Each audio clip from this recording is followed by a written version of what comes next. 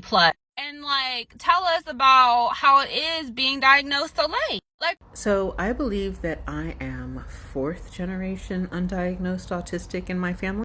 The way that I was raised, the way that my mother was raised, the way that my grandmother was raised was all in isolation from the community in dark, very quiet apartments by mothers with very exacting schedules and standards of expectation for their children. My mother and grandmother refused to have any guests over to the house. In fact, my mother was so triggered by the social realm and navigating social expectations that she always chose to work night shifts because she said she couldn't understand the politics and the drama of working day shift. My grandmother would basically make her own weighted blankets by stacking 5 or 6 quilts on top of each other. And my great grandmother was basically agoraphobic and just stayed at home reading her Bible.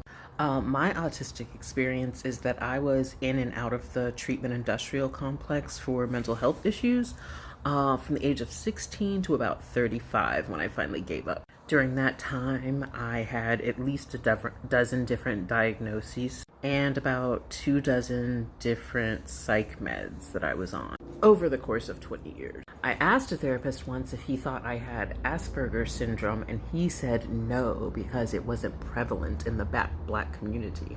I had a white male roommate once who had Asperger's, and I asked him if he thought my experience was similar to his, and he said no because I wasn't really smart enough to have Asperger's.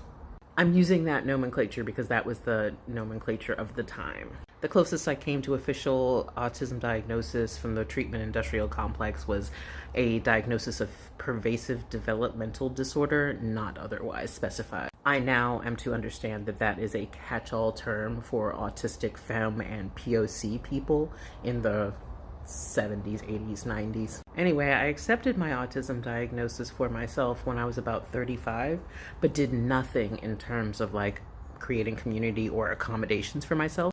So that when the pandemic hit in 2020 and I started having major illness anxiety, I pretty much immediately went into autistic burnout and have not been able to work since then. I am now currently earning a living by writing my little personal blogs about art and astrology, as well as accepting reparations and mutual aid via Venmo and Cash App. And I am currently trying really hard to monetize my YouTube page. And I really could use some subscribers and people to watch my content there if you have capacity. And yeah, that's my story. I am curious to hear other people's stories as well. Thank you for the opportunity to share.